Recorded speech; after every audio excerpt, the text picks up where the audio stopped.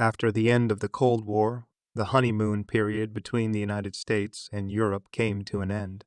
Despite political, cultural, and historical ties, there were many points of disharmony between the European Union, led by France and Germany, and the United States.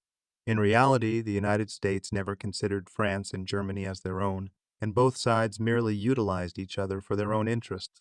If a greater Europe were to truly emerge, it would pose significant pressure on the United States. The embryonic form of such a greater Europe can be found in the euro. Hence, the war between the US dollar and the euro can be seen as a stifling maneuver in a certain sense.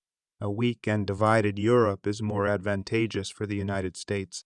Moreover, what is even more crucial is that the ultimate success of the euro would be fatal for the United States, because once the euro achieves success, currencies like the Asian yuan, African yuan, and South American yuan would soon emerge.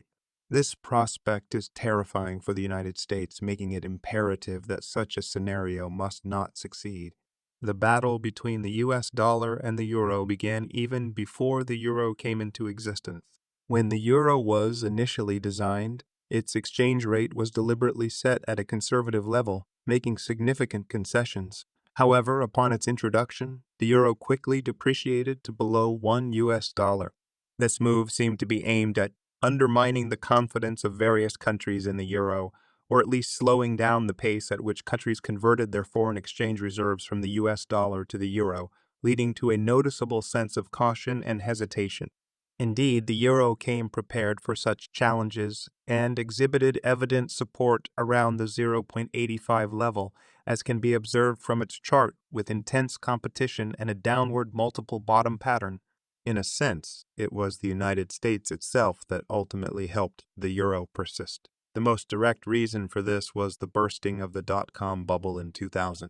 The significant decline in the stock market, especially the Nasdaq, led to some prudent funds flowing out of US dollar assets and into euros. This support for the euro allowed it to catch its breath. In other words, the euro managed to avoid a crisis that could have otherwise led to its demise. The successful launch of the euro forced the US dollar to coexist and compete with the euro. As long as the euro remains alive and maintains a low value against the US dollar, it poses a significant disadvantage for the US dollar, especially during times when the US economy faces major challenges. A low-valued euro can slowly siphon off US dollar assets and resources. Therefore, in conjunction with the hype surrounding the Iraq issue, which served multiple purposes, the euro was swiftly boosted. While the large U-shaped trend may seem straightforward, its strategic significance is far from simple. The spread of the European debt crisis since 2008 resulted in a significant decline in the euro against the US dollar. In September 2022, the Nord Stream pipeline was bombed, causing the euro to reach a low point of 0.95 US dollars. This is likely to be the lowest point for the euro in the coming years.